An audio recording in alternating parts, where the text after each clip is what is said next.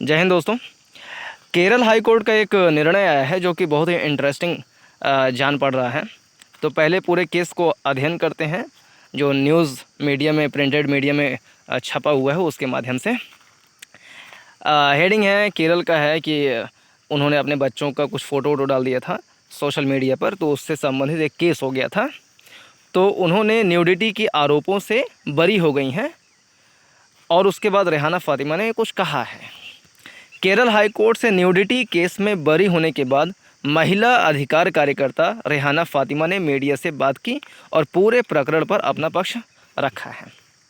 तो ये देखिए, रेहाना फ़ातिमा जी का फ़ोटो लगा हुआ है। महिला अधिकार कार्यकर्ता रेहाना फ़ातिमा जी यहाँ पर देखें, ये मुस्कुरा रही हैं, तो यही हैं। केरल हाई कोर्ट ने न्यूडिटी केस में बरी होने के बाद महिला अधिकार कार्यकर्ता रेहाना फ़ातिमा ने अपना बयान दिया है। उन्होंने कहा, जब मैंने वह पेंटिंग शेयर की तो लोगों को लगा कि मैंने यह काम अपनी यौन इच्छाओं की पूर्ति के लिए किया है, जो कि सच नहीं है। यानी सेक्सुअल उनका कुछ रहा होगा, प्लेजर लेने का प्रयास, उसके लिए उन्होंने कुछ न्यूडिटी वाले फ़ोटो डाल दी थी, ऐसा लोगों ने कहा। लेकिन उनका ऐसा मकसद नहीं था कि हम नग्न फ़ोटो को, नंगी फ़ोटो को सोशल मीडिया पे डाल करके अपना यौन इच्छा को हम पूरा करेंगे, अपने सेक्सुअल प्लेजर को हम पूरा करेंगे। ऐसा उनका इरादा नहीं था, ऐसा फ़ातिमा जी का कहना है। मैंने यह काम सिर्फ़ और सिर्फ महिला शरीर को न्यूडिटी और अश्लील नहीं माने जाने को लेकर किया है। यानी महिला का शरीर खाली नग्नता, अश्लीलता का एक ढांचा मात्र नहीं है, उसकी अपनी एक ऑटोनॉमी है, उसकी अपनी एक मतलब डिग्निटी है।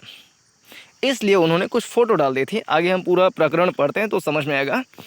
केरल हाई कोर्ट को उनके हक में फ़ैसले के बाद रेहाना मीडिया के सामने आई और उन्होंने एनडीटीवी से बातचीत में अपना पूरा पक्ष रखा।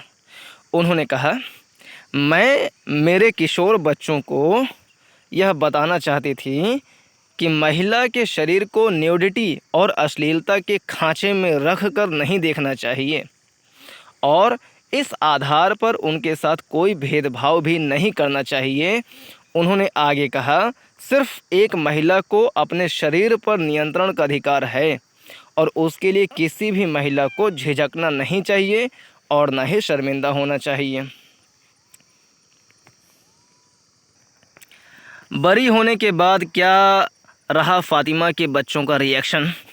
रेहाना फ़ातिमा ने बच्चों के उनके शरीर पर पेंटिंग बनाने को लेकर उनको जेल भेजे जाने पर कहा, उनके बच्चों को यह बात बिल्कुल भी समझ नहीं आई कि उन्होंने अपनी मां के शरीर पर एक पेंटिंग बनाई और महज इस बात के लिए उनकी मां को 15 दिन जेल में रहना पड़ा। रेहाना ने आगे कहा, हालांकि अदालत के फैसले से उनके बच्चे खुश हैं और वह आने वाले दिनों में आगे भी महिला अधिकारों के लिए काम करती रहेंगी।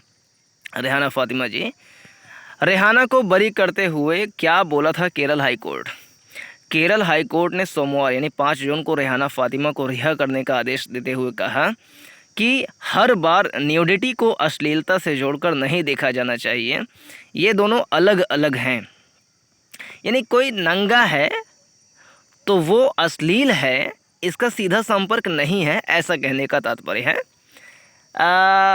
जैसे हम एग्ज़ाम्पल लें कि एक छोटा सा बच्चा है, वो नंगा है, नहा रहा है, बढ़िया उछल उछल के नहा रहा है, लेकिन वो अश्लील नहीं है। ऐसे ही जैन समुदाय में जो होते हैं बाबा लोग जो होते हैं, वो नंगे होकर, नग्न होकर चलते हैं, लेकिन वो अश्लील नहीं हैं। ऐसे प्राचीन काल में, मतलब पाषाण काल हम ले लें, उस टाइम पर जब लोग नग्न रहा करते थे तो नग्न रहा करते थे, लेकिन वो अश्लील नहीं थे। ऐसे ही आज के समय में भी अगर कोई नग्न है तो वो अश्लील भी है, इसका सीधा रिलेशन नहीं हो सकता है। हाँ, ऐसा हो सकता है कि वो नग्न है और अश्लील भी है, लेकिन ऐसा भी हो सकता है कि वो नग्न है लेकिन अश्लील ना हो। इसका निर्धारण मतलब कैसे किया जाए वो तो केस पर डिपेंड करता है। लेकिन कोर्ट ने जो कहा वो कहा कि हर बार न्यूडिटी को अश्लीलता से जोड़कर नहीं देखा जाना चाहिए। ये दोनों अलग अलग हैं। जस्टिस कैसर एडप्पा गथ की पीठ ने मानव शरीर की स्वतंत्रता का हवाला देते हुए कहा, हमारे समाज में पुरुष के नग्न शरीर और उसकी स्वतंत्रता पर शायद ही कभी सवाल उठाया जाता है, लेकिन महिलाओं के शरीर की स्वतंत्रता हमेशा से ही सवालों के घेरे में रही है और उनके साथ इस मामले में भेदभाव किया जाता रहा है। यानी महिला अगर नग्न है तो उसकी नग्नता पर सवाल ना उठाओ, ऐसा केरल हाई कोर्ट कह रहा है, क्योंकि उसकी नग्नता अश्लीलता भी हो ऐसा अनिवार्य संबंध नहीं है। बेंच ने कहा, एक माँ को अपने ही बच्चे से अपने शरीर पर पेंटिंग करवाने को यौन अपराध नहीं करार दिया जा सकता है। फिर से, एक माँ को अपने ही बच्चे से अपने शरीर पर पेंटिंग करवाने को यौन अपराध नहीं करार दिया जा सकता है और ना ही यह कहा जा सकता है कि उसने यह सब अपनी यौन संतुष्टि को पूरा करने के लिए किया है। अच्छा, कितने बेशरम लोग होंगे वो जो केस कर दिए होंगे रेहाना फातिमा के ऊपर, मतलब महा बेशरम लोग होंगे। और आरोप क्या, यौन संतुष्टि के लिए अपने बच्चा से कहेंगे, बच्चा ले पेंटिंग बना, मेरे ऊपर पेंटिंग बना। पेंटिंग काहे बनाए? अरे मेरी यौन इच्छा हो रही है, पेंटिंग बनाओ ना, यौन इच्छा हो रही। कितना मतलब जाहिल लोग होंगे जो केस किए होंगे फातिमा रेहाना के ऊपर, जो इनका नाम है, जो भी है। इस वीडियो में ऐसा कुछ भी नहीं है जिसे अश्लील कहा जा सके।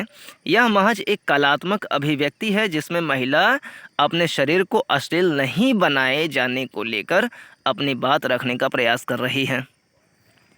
द हिंदू ने भी लिखा है, depiction of naked body can not be termed as obscene और सेक्सुअली। इस वाले आर्टिकल में पूरा जो केस है वो समझ में आ सकता है सही से। रेहाना फातिमा के पक्ष में केरल हाई कोर्ट का सनसनीखेज फैसला है। रेहाना फातिमा, केरल हाई कोर्ट ने एक और सनसनीखेज फैसला सुनाया है। न्यायमूर्ति कैसर एदागपत की अध्यक्षता वाली पीठ ने सामाजिक कार्यकर्ता रेहाना फातिमा के खिलाफ दायर मामले को यह कहते हुए खारिज कर दिया कि नग्नता और अश्लीलता का समान मतलब कोरिलेशन अनिवार्यता नहीं है और नग्नता को अश्लीलता से नहीं जोड़ा जाना चाहिए। अदालत ने इस अवसर पर कहा कि सभी व्यक्ति लिंग की परवाह किए बिना अपने शरीर पर स्वायत्तता के हकदार हैं, लेकिन महिलाओं को अक्सर इस अधिकार से वंचित रखा जाता है। असल विवाद क्या है? तो केरल की रेहाना फातिमा ने अपने नाबालिग बच्चों के साथ टॉप नग्न मुद्रा में अपने शरीर को रंगा। इससे जुड़ा एक वीडियो सोशल मीडिया पर अपलोड होने के बाद वायरल हो गया। इसके साथ ही पुलिस ने फातिमा के खिलाफ पॉक्सो, जुवेनाइल जस्टिस और आईटी एक्ट के तहत मामला दर्ज किया है। जब उसने अदालत का दरवाज़ा खटखटाया तो निचली अदालत ने फातिमा के अनुरोध को खारिज कर दिया। इस पृष्ठभूमि के खिलाफ केरल उच्च न्यायालय में एक चुनौती दी गई थी। दोनों पक्षों की दलील है। मुकदमे के हिस्से के रूप में अभियोजन पक्ष ने तर्क दिया कि फातिमा ने पेंटिंग के लिए अपने ऊपरी शरीर को उजागर किया, जो अश्लील था। दूसरी ओर फातिमा के वकील ने पीठ के संज्ञान में लाया कि जब शरीर के ऊपरी हिस्सों की नग्नता की बात आती है तो पुरुषों और महिलाओं को अलग अलग कोणों से देखा जाता है। उन्होंने स्पष्ट किया, उनके मुवक्किल ने इस भेदभाव पर सवाल उठाते हुए एक संदेश भेजने के लिए बॉडी पेंटिंग की कला का इस्तेमाल किया। उच्च न्यायालय का अंतिम निर्णय। दोनों पक्षों की दलीलें सुनने के बाद केरल हाई कोर्ट ने पुलिस को फातिमा के खिलाफ दर्ज सभी मामलों को रद्द करने का निर्देश दिया, जिसमें कहा गया कि निचली अदालत यह समझने में विफल रही कि फातिमा ने एक सामाजिक उद्देश्य के लिए वीडियो बनाया था। उसके अलावा न्यायमूर्ति कौसर एडगपत ने स्पष्ट किया कि प्रत्येक महिला को समानता और निजता के मौलिक अधिकार के रूप में अपने शरीर के बारे में स्वायत्त निर्णय लेने का अधिकार है। तो ये रहा इस वीडियो का अंत। नमस्कार, जय हिंद।